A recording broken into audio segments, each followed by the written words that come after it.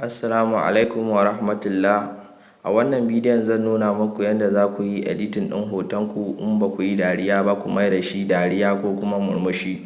Za ku iya amfani da applications da filters wajen mai da fuskanku dariya ko kuma murmushi. Ku biyo mu a cikin wannan bidiyo don ganin yadda za mu yi.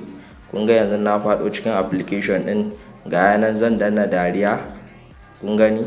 Na shigo na danna dariya. Kun ga hoton zai ku yi dariya yanzu.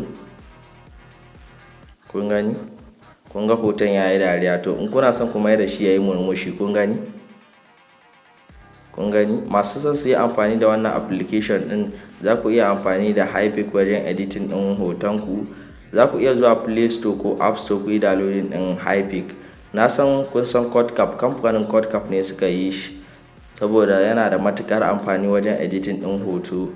Da taɓawa guda yana da filters, artificial intelligence, beauty, za ku iya ƙara menene eyes da sauran abubuwa, nose da menene hanci, kumatu, komai da kuka sani yana da ɗauke da shi. Za ku iya gwada amfani da Hypic don wajen editing ɗin hotuna. Na san kun san Codecap, kamfanin Codecap ne wanda ake editing ɗin bidiyo suka yi Hypic. To za ku iya gwada amfani da Hypic don ganin